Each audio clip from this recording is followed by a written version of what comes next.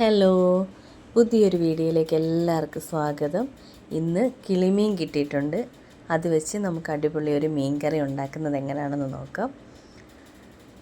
അതിനായിട്ട് ചട്ടി ഗ്യാസിൽ വെച്ചിട്ടുണ്ട്. ഒന്ന് ചൂടായി വരുമ്പോൾ അതിലേക്ക് വെളിച്ചെണ്ണ ചേർത്ത് കൊടുത്തു. ആവശ്യത്തിനുള്ള കടുക് ഇട്ട് കൊടുത്തിട്ടുണ്ട്. കടുക് ഒന്ന് പൊട്ടി വരുമ്പം അതിലേക്ക് കുറച്ച് ഉലുവയും കൂടെ ചേർത്തിട്ടുണ്ട്. ഉലുവയൊന്ന് മൂത്ത് വരുമ്പം നമുക്കതിലേക്ക് അരിഞ്ഞു വെച്ചിരിക്കുന്ന സവാള ചേർത്ത് കൊടുക്കാം. ഒരു സവാളയുടെ പകുതിയാണ് ഞാൻ ചേർത്തിട്ടുള്ളത്. സവാള ചെറുതായിട്ടൊന്ന് വാടി വരട്ടെ. പിന്നെ ഈ മീൻ നിങ്ങളുടെ അവിടേക്ക് എന്താ പറയുന്നതെന്നൊന്ന് കമൻറ്റ് ചെയ്യണേ. നമ്മുടെ ഇവിടെ പൊതുവെ കിളിമീനെന്നാണ് പറയാറുള്ളത്. പിന്നെ ചില സ്ഥലങ്ങളിൽ ചുവപ്പൻകോര, പൊന്നാര എന്നൊക്കെ പറഞ്ഞ് ഞാൻ കേട്ടിട്ടുണ്ട്. സവാള ചെറുതായി ഒന്ന് വാടി വന്നിട്ടുണ്ട്. ചതച്ച് വെച്ചിരിക്കുന്ന ഇഞ്ചിയും വെളുത്തുള്ളിയും കൂടെ ചേർത്ത് കൊടുത്തിട്ടുണ്ട്. അതിൻ്റെ കൂടെ 2 പച്ചമുളക് അരിഞ്ഞതും കൂടെ ചേർത്തിട്ടുണ്ട്. പിന്നെ കുറച്ച് കറിവേപ്പില. ഇതെല്ലാം കൂടെ ചേർത്ത് എണ്ണയിൽ നന്നായിട്ട് വഴണ്ടി വരട്ടെ. ഉള്ളിയൊക്കെ നന്നായിട്ട് വഴണ്ടി വന്നാലേ കറിക്കൊരു കൊഴുപ്പും കിട്ടത്തുള്ളൂ. അതനുസരിച്ചുള്ള ടേസ്റ്റും വരത്തുള്ളൂ. നന്നായിട്ടൊന്ന് വഴണ്ടി വന്നിട്ടുണ്ട്. ഇനി നമുക്ക് തക്കാളി ചേർത്ത് കൊടുക്കാം. ഒരു വലിയ തക്കാളിയാണ് എടുത്തിട്ടുള്ളത്. ചെറുതായിട്ട് അരിഞ്ഞത് ചേർത്ത് കൊടുത്തിട്ടുണ്ട്. അതിൻ്റെ കൂടെ തന്നെ ആവശ്യത്തിനുള്ള ഉപ്പും കൂടെ ചേർത്ത് നന്നായിട്ട് വഴറ്റിയെടുക്കട്ടെ. തക്കാളി ഒന്ന് നന്നായിട്ട് വഴണ്ടി വരട്ടെ. ചിലവർ കറിയെല്ലാം തിളച്ച് കഴിയുമ്പം തക്കാളി അരിഞ്ഞ് ചേർക്കാറുണ്ട്. പക്ഷെ എനിക്ക് ഈ എണ്ണയിൽ വഴറ്റി ചേർക്കുമ്പോഴാണ് കൂടുതൽ ടേസ്റ്റായിട്ട് തോന്നിയിട്ടുള്ളത്. മാത്രമല്ല കറിക്ക് നല്ലൊരു കൊഴുപ്പും കിട്ടും. സവാളയൊക്കെ നന്നായിട്ട് വഴണ്ടി വന്നിട്ടുണ്ട്. ഈ ഒരു പരുവമാകുമ്പോഴാണ് ഞാൻ പൊടികൾ ചേർത്ത് കൊടുക്കുന്നത്. അപ്പോൾ ഇനി നമുക്ക് പൊടികൾ ചേർത്ത് കൊടുക്കാം. ആദ്യം തന്നെ മുളക് പൊടിയാണ് ചേർത്ത് കൊടുത്തിട്ടുള്ളത്.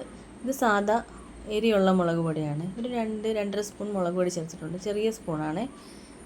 ഇനി അതിലേക്ക് മല്ലിപ്പൊടി ചേർത്ത് കൊടുക്കാം. ഒരു 3 സ്പൂണോളം മല്ലിപ്പൊടി ചേർത്ത് കൊടുത്തിട്ടുണ്ട്. ഇനി കുരുമുളക് പൊടി. കുരുമുളക് ചതച്ച് വെച്ചിരിക്കുന്നതാണ്. ഒരു ചെറിയ സ്പൂൺ കുരുമുളക് ചേർത്തിട്ടുണ്ട്. പിന്നെ ഉലുവാപ്പൊടി. അതും കുറച്ചേ ചേർത്തിട്ടുള്ളൂ. കാരണം കടുക് പൊട്ടിച്ചപ്പോൾ അതിനകത്ത് കുറച്ച് ഉലുവ ചേർത്തിട്ടുണ്ടായിരുന്നു. പിന്നെ മഞ്ഞൾപ്പൊടി. ആവശ്യത്തിനുള്ള മഞ്ഞൾപ്പൊടിയും കൂടെ ചേർത്ത് നന്നായിട്ട് ഈ പൊടി ഒന്ന് മൂപ്പിച്ചെടുക്കണം.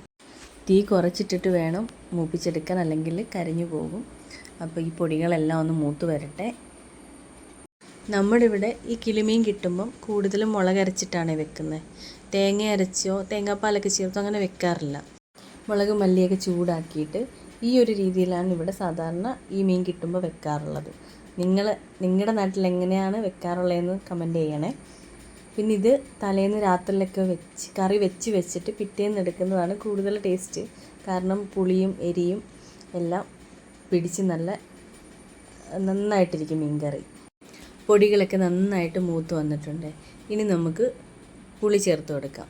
വാളംപുളിയാണ് എടുത്തിട്ടുള്ളത്. അത് ഞാൻ കുറച്ചെടുത്ത് വെള്ളത്തിലിട്ട് വെച്ചിട്ടുണ്ടായിരുന്നു. അതിൻ്റെ വെള്ളം നമുക്കിതിലേക്ക് ഒഴിച്ചു കൊടുക്കാം. ഇനി ഈ അരപ്പും പുളിവെള്ളമോടൊന്ന് ചെറുതായിട്ടൊന്ന് ചൂടായി വരട്ടെ. പിഴിപുളിക്ക് പകരം വടക്കംപുളിയും ചേർത്ത് വെക്കാം. അതും ടേസ്റ്റാണ്, നല്ല ടേസ്റ്റാണ് അങ്ങനെ ഇട്ട് വെക്കുന്നതും. അപ്പോൾ ഇതൊക്കെ ഒന്ന് ചൂടായി വന്നിട്ടുണ്ട്. ഇനി നമുക്കിതിലേക്ക് ആവശ്യത്തിനുള്ള വെള്ളം ചേർത്ത് കൊടുക്കാം.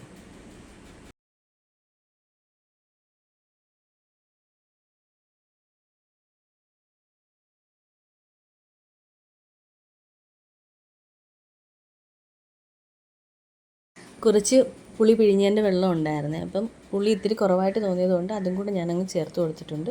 പിന്നെ ആവശ്യത്തിനുള്ള വെള്ളവും കൂടെ ചേർത്ത് ഉപ്പും ചേർത്ത് കറി ഒന്ന് തിളപ്പിച്ചെടുക്കാം നമുക്ക്.